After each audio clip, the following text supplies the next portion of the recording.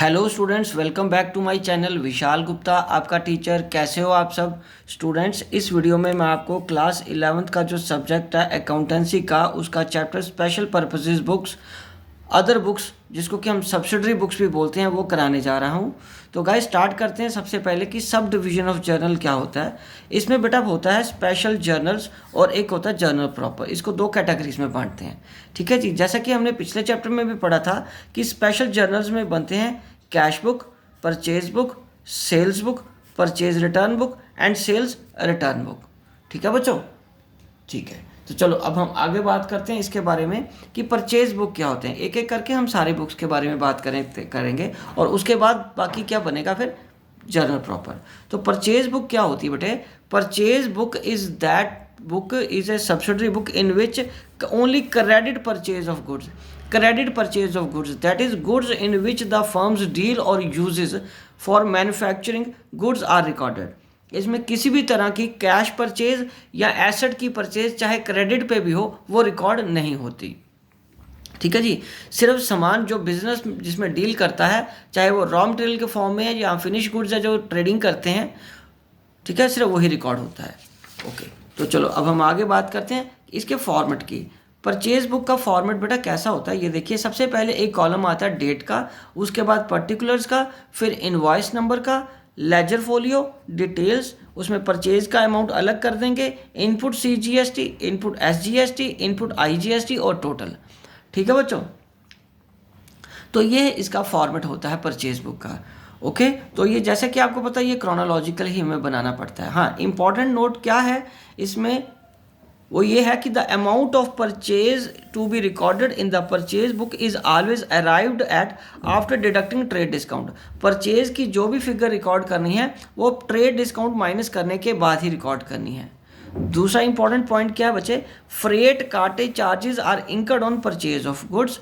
ठीक है, after the introduction of GST, उसके लिए कोई सेपरेट कॉलम फ्रेट के लिए नहीं बनेगा, बिकॉज GST जो चार्ज किया जाएगा, लीव्ड किया जाएगा, लीव्ड होता है या जिसको चार्ज बोलते हैं, on the purchase of goods at different rates, where as GST act GST freight is charge at the rate of 18%। और जो फ्रेट पे कितना होता है 18%, लेकिन जो परचेज ऑफ गुड्स है उस पर अलग अलग रेट पे होता है, इसलिए हम फ्रेट को उसमें ऐड नहीं करेंगे। परचेज में फ्रेट अलग से लिखा जाएगा, इस कॉलम में नहीं आएगा परचेज वाले में।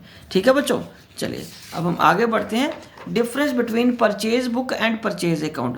गाइज इसी तरीके का डिफरेंस आपको आगे सेल बुक या सेल अकाउंट में भी आ सकता है। दोनों को करने का तरीका एक जैसा ही है। दोनों को पहले परचेज बुक को आप अंडरस्टैंड करोगे और परचेज अकाउंट के डिफरेंस को अंडरस्टैंड करोगे तो सेल बुक और सेल रिटर्न के डिफरेंस को आप इजीली समझ जाओगे।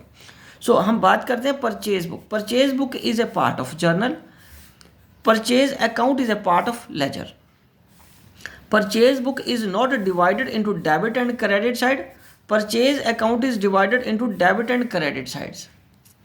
उसके बाद only credit purchases of goods are recorded. Both cash and credit purchases of goods are recorded. ठीक है बच्चों, चलिए अब हम आगे बात करते हैं cell book. Sale book is a subsidiary book in which credit sale of goods, that is goods in which the firm deals except cash sale, scrap sale और sale for any fixed assets। तो इसमें पहला column क्या आएगा? Date का, फिर particulars का, invoice number, ledger folio, फिर details, sale, output CGST, output SGST, output IGST और टोटल का कॉलम बनेगा। It is just like purchase book की तरह। इसकी कैलकुलेशंस करने का तरीका भी वैसे ही है जैसे हम परचेज बुक में कैलकुलेट करते हैं, बस वहाँ पे CGST IGST जो होता है वो इनपुट वाला होता है और यहाँ पे जो GST लगेगा वो आउटपुट वाला। उसका क्या कारण है वो मैं आपको समझाता हूँ। वो ये है, पहले तो GST को समझ लेते हैं थोड़ा सा। तो GST क्या होता है? GST का मतलब जैसे कि आप सबको पता है, इसका मतलब होता है गुड्स एंड सर्विसेज टैक्स। तो बच्चों गुड्स को जब हम ट्रेडिंग करते हैं तो दो तरीके से होती है, एक होती है परचेज, दूसरी होती है सेल। ठीक है बच्चों, परचेज के वक्त क्या लगता है? इनपुट GST, और सेल के वक्त क्या लगता है? Output GST। तो इनपुट GST में क्या आएगा? विद इन द स्टेट, और आउटपुट GST में ये विद इन स्टेट में लगता है सेल के वक्त। तो ये इनपुट और आउटपुट कब होता है? जब विद इन स्टेट है, एक स्टेट से उसी स्टेट में बिक रहा है सामान। तो इनपुट GST के दो पार्ट्स आगे बन जाते हैं, 50-50%। ठीक है, इनपुट सीजीएसटी सेंट्रल का और इनपुट एसजीएसटी स्टेट का। उसी तरह आउटपुट जीएसटी में पहले आउटपुट सीजीएसटी सेंट्रल का हिस्सा और आउटपुट जीएसटी स्टेट का हिस्सा से यहाँ पे अगर 9% है तो यहाँ 4.5%, 4.5%, ठीक है, ओके, इस तरीके से बन जाएगा। आधा आधा इसको हो जाता है। उसी तरीके से इसका भी अगर से 5% है तो इसका 2.5% सेंटर का हिस्सा और 2.5%, ठीक, ये आ जाएगा स्टेट का हिस्सा। और इसी तरीके से परचेज पे लगता है आईजीएसटी और सेल पे लगता है आईजीएसटी आउटपुट। इस पे इनपुट, इस पे आउटपुट। और ये इसको क्या बोलते हैं? इंटीग्रेटेड जीएसटी, इसको भी बोलते हैं इंटीग्रेटेड। और ये कब होता है? इंटर स्टेट सेल या परचेज में, मतलब जब एक स्टेट दूसरी स्टेट को सामान भेजती है तब ये वर्ड टर्मिनोलॉजी यूज होती है। सेम स्टेट में, जैसे आप हिमाचल में रहते हो और हिमाचल में बेच रहे हो, कर्नाटका में रहते हो और कर्नाटका स्टेट में बिक रहा है, असम में रहते हो और असम में बिक रहा है, राजस्थान में रहते हो तो राजस्थान में ही सामान बिक रहा है और सेल हो रहा है, तो तब क्या होगा? With in state. तब इनपुट जीएसटी लगेगा, ठीक है, और आउटपुट जीएसटी लगेगा। और जब आउट ऑफ स्टेट, कर्नाटका से तमिलनाडु, तमिलनाडु से महाराष्ट्र, महाराष्ट्र से राजस्थान, राजस्थान से गुजरात, इस तरीके से एक स्टेट से दूसरी स्टेट में यदि बिक रहा है तो उसको क्या बोलते हैं? आईजीएसटी। ये परचेज के वक्त इनपुट और सेल के वक्त आउटपुट, ठीक है। और इसका फॉर एग्जांपल यदि जीएसटी 12% है तो सीजीएसटी मैंने ऊपर आपको बता दिया 6% हो जाएगा। और आईजीएसटी सारे का सारा सेंट्रल के पास जाता है। GST collected under IGST is divided between central and state. ये बाद में डिवाइड होता है लेकिन पूरा हिस्सा किसके पास जाता है? सेंट्रल गवर्नमेंट के पास। उसके बाद हम बात करेंगे purchase return book. So purchase return book is used to record the return of such goods as were purchased on credit basis. This book is also known as return outward book. There may be various reasons for returning the goods to the suppliers. कोई भी कारण हो सकता है। Goods not as per specifications और sample. दूसरा, defective goods भी हो सकती हैं। तीसरा, price is not as per terms and condition, जो टर्म्स एंड कंडीशन डिसाइड हुई थी उसके हिसाब से नहीं है। नॉट ऑन टाइम, और ये टाइम पर डिलीवरी नहीं हुई। अब बच्चों आगे बात करते हैं format of purchase return book. Date, particulars, debit note, ledger folio, detail, purchase return, ठीक है। इस पे फिर वो input CGST, input SGST, input IGST और टोटल। इसमें जो मेन फ़र्क है वो यहाँ पे बिल नंबर की जगह डेबिट नोट आ जाएगा।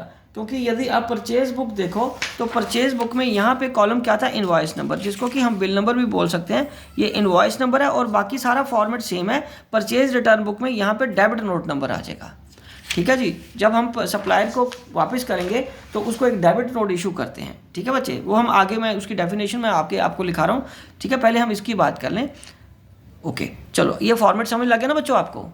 ओके, बहुत इजी फॉर्मेट है। चलिए अब हम आगे बात करते हैं सेल रिटर्न बुक की। सो बच्चों सेल रिटर्न बुक क्या होती है? This book is used to record the return of such goods which were sold on credit basis. This book is also known as return inward book. Or customer may return the goods for various reasons as per terms. किसी भी वजह की reason से वो सामान को वापस कर सकता है। यदि हम अपने सप्लायर को वापस करते हैं तो हमारे कस्टमर को भी कोई प्रॉब्लम अगर गुड्स में हो और टर्म्स एंड कंडीशन में लिखा हो कि हम सामान वापस ले लेंगे तो वो भी सामान वापस कर सकता है, बट क्रेडिट पे हो यदि सेल परचेज। और ये टर्म्स एंड कंडीशंस पहले ही डिसाइडेड होती हैं, चाहे वो परचेज या सेल है, ठीक है। रिटर्न की प्रोविजंस पहले ही क्लियर होती हैं। अब हम बात करेंगे बच्चे, एक डेबिट नोट होता है, दूसरा क्या होता है? Credit note. बच्चों डेबिट नोट कब इशू होता है? It is issue to supplier for the purchase return और it is issue to the customer for sale return. और इसको परचेज रिटर्न में ये डेबिट नोट इशू किया जाता है to inform him about his account has been debited. क्योंकि supplier का अकाउंट, जैसे कि मैंने आपको पहले बताया और आपने जर्नल एंट्री में भी सीखा हुआ है कि सप्लायर का अकाउंट तो क्रेडिट होता है। जब वो परचेज रिटर्न करेगा तो उसके अकाउंट को हमें क्या करना पड़ेगा? डेबिट करना पड़ेगा, ठीक है। इसलिए हम उसको डेबिट नोट इशू करेंगे। उसी तरह ये जो हमारा कस्टमर है उसको, कस्टमर को हम क्या करते हैं? कस्टमर तो डेबिट करते हैं, लेकिन जब वो सामान वापस करेगा तो उसको हमें क्या करना है? उसको हमें क्रेडिट करना है, ठीक है। तो उसको हम क्या करेंगे? क्रेडिट नोट इशू करेंगे बच्चे, सिंपल। अब फॉर्मेट क्या है? फॉर्मेट बहुत सिंपल होता है कि हर कंपनी का, हर फर्म का अपना तरीका हो सकता है इन्फॉर्म करने का, लेकिन एक जो कॉमन पैरामीटर्स या कॉमन इन्फॉर्मेशन होती है वो ऐसे ही दी जाती है। यहाँ आ जाएगा, ये डेबिट नोट का फॉर्मेट है। Debit note number ABC Delhi dated to XYZ Mumbai, we are debiting your account with ₹2000 for purchase return by you, और यहाँ मैनेजर के साइन आ जाएंगे। उसके बाद आप format of credit note, credit note number, company का नाम आ जाएगा, फर्म का नाम आ जाएगा, PQR Chandigarh, dated for example, ठीक है, टू CDE फर्म, वो है जम्मू की, we are crediting your account with ₹5000 for sale return by you, ठीक है जी। तो यहाँ भी मैनेजर, अकाउंट्स मैनेजर के साइन आ जाएंगे, ठीक है जी। चलो, ये डेबिट नोट और क्रेडिट नोट का फॉर्मेट हो गया, ठीक है बच्चों। तो चलिए अब हम आगे बढ़ते हैं बच्चे, आगे हम बात करेंगे जर्नल प्रॉपर की। सो बच्चे, जर्नल प्रॉपर में हम बात करते हैं कि after sub division of the journal into various subsidiary books, journal remains only a subsidiary book in which only those transactions are recorded in which cannot be recorded in any of the subsidiary book, वो जो किसी भी subsidiary book में record नहीं की जाती। मैं आपको वो पहला पेज दिखाता हूँ जहाँ हमने बात करी थी कि कौन कौन सी सब्सिडरी बुक्स होती हैं जो आपके सिलेबस में है, जैसे cash books, purchase book, cell book, purchase return book और सेल रिटर्न बुक। जो इनमें नहीं आएगा वो कहाँ जाएगा, वो जर्नल प्रॉपर में रिकॉर्ड किया जाएगा, ठीक है जी। तो किस तरीके की जर्नल में एंट्रीज रिकॉर्ड की जाती हैं, ठीक है, इस केस में आपको पता ना जिसको जर्नल प्रॉपर बोलेंगे, और किस तरीके की एंट्री रिकॉर्ड की जाएगी, वो एक ओपनिंग एंट्री, दूसरा क्लोजिंग एंट्रीज, तीसरा ट्रांसफर एंट्रीज, चौथा एडजस्टमेंट एंट्रीज, पांचवा रेक्टिफाइंग एंट्रीज और छठा मिसलिनियस एंट्रीज। तो मिसलिनियस एंट्रीज में क्या आएगा बच्चे, sale purchase of assets on credit, goods given as charity etcetera, ठीक है बच्चों, ये सारी चीज़ें आएंगी, ठीक है। और इन जर्नल एंट्रीज को करने का तरीका वही है जो हमने जर्नल वाले चैप्टर में सीखा था। So journal proper entries are same as of journal by following, उसको फॉलो क्या करना पड़ेगा, rules of debit and credit. उसी तरीके से ही डेबिट एंड क्रेडिट के रूल्स को फॉलो करते हुए ही जर्नल एंट्री पास करेंगे, कोई अलग से नया तरीका नहीं है, सेम फॉलो करना फॉर्मेट आपने। और तरीका भी एंट्रीज का डेबिट क्रेडिट वाला, रूल्स कौन से डेबिट क्रेडिट के याद है ना, debit what comes in, credit what goes out, debit the receiver, credit the giver, debit all expenses and losses, credit all incomes and gains, ठीक है बच्चों। तो बच्चों इसी के साथ मैं इस वीडियो को कंक्लूड करता हूँ। आई होप कि आपको अच्छे से समझ आ जाएगा। आप इसी तरीके से मेरे चैनल को देख के सब्सक्राइब कर लीजिए और अपना कोर्स यहीं से कंप्लीट करते रहना। Wishing you good luck.